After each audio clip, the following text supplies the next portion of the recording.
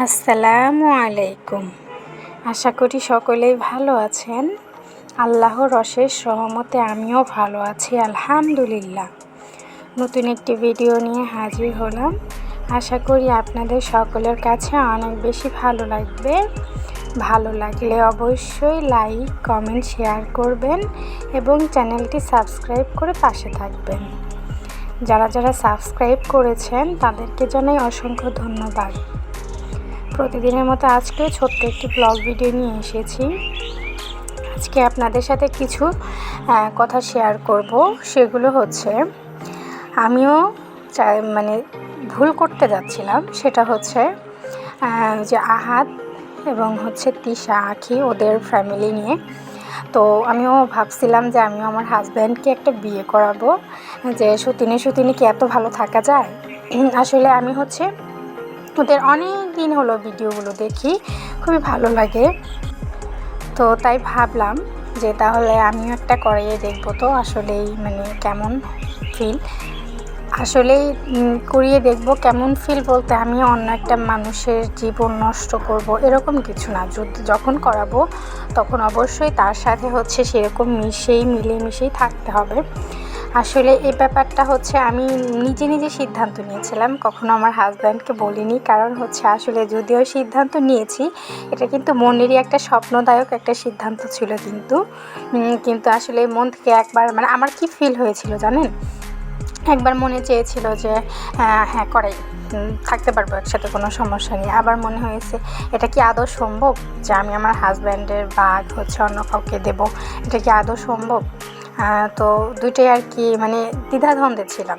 আর এখন যে ইস্যুটা দেখতে পাচ্ছি, আসলে দেখেন সত্যি কথা, সতিনী কখনোই সংসার করা যায় না। এটা সতীর ফ্যাক্ট না, ইনফ্যাক্ট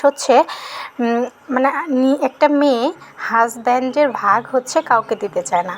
আর দেখেন আখি কিন্তু কোনো দিকেই কমতি ছিল না, যেমন খাবার দাবার, পোশাক, বিলাসিতার কিন্তু কোনো কমতি ছিল না। আসলে একটা মেয়ে কি চায়, যে হাজব্যান্ডের ভালোবাসা চায়, হাজব্যান্ডের সাথে থাকতে চায়, তার সময় চায়। তাহলে কি মেয়েরা কি আসলে লোভী? না, মেয়েরা লোভী না।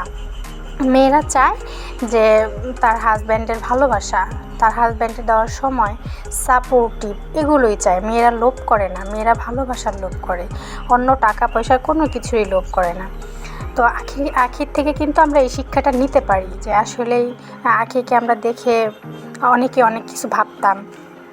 আমার কিন্তু পার্সোনালি দুজনকেই ভালো লাগতো, কাউকে কম কাউকে বেশি এরকমটা না, দুজনকেই মোটামুটি ভালো লাগতো। বাট এখন যে সিচুয়েশনটা তাদের, আসলে আখির জন্যই খুব বেশি মায়া হচ্ছে, যে আসলে কেউ চায় না যে একটা সংসার থেকে চলে যেতে। একটা মেয়ে কখনোই চায় না যে তার সংসারটা নষ্ট হোক, তার বিলাসিতা এত কিছু সেগুলো ছেড়ে কখনোই সে একটা ছেলেকে ইতিম করে নিয়ে কখনোই চায় না। তার পর্যাপ্ত পরিমাণে কষ্ট ছিল বললেই সে কিন্তু এখান থেকে চলে গিয়েছে। তো যাই হোক, তাদের বিষয়ে কথা বললাম। এটা বলার উদ্দেশ্য ছিল একটাই, যে আমার নিচের ভিতরে যেটা ফিলিংস হচ্ছিল সেটাই আর কি আপনাদের সাথে শেয়ার করলাম।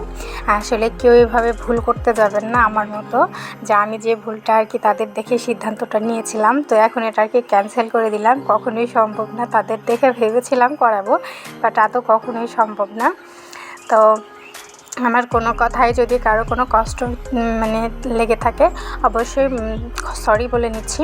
আর আমি তাদেরকে নিয়ে কোনো কিছু বলতে চাচ্ছি না, আমি যেটা ফিলিং করছিলাম সেটাই আপনাদের সাথে শেয়ার করলাম। তো এখানে আমরা আর কি বাইরে গিয়েছিলাম, অনেক খাবার দাবার হয়েছে, এত ভালোবাসার সংসার, এই সংসারটা আবার অন্য কাউকে দেব, এখন তো নিজের কাছেই কেমন লাগতেছে। তো যাই হোক, আজকের ভিডিওটি আপনাদের কাছে কেমন লেগেছে সেটা কিন্তু অবশ্যই কমেন্ট করে জানাবেন। আর অবশ্যই আমার সাথে থাকবেন, সাবস্ক্রাইব করবেন, পাশে থাকবেন, সাপোর্ট করবেন। ইনশাল্লাহ আমিও আপনাদের সাথে আছি। আর সবাই কষ্ট করে ফুল ওয়াচ করে দেখবেন ভিডিওটা। আমি কিন্তু আপনাদের ফুল ওয়াচ করেই দেখি, কিন্তু আমি আপনাদের থেকে কোনো ওয়াচ টাইম পাচ্ছি না, সেজন্যই বললাম। তো সকলে ভালো থাকেন, আল্লাহ হাফেজ।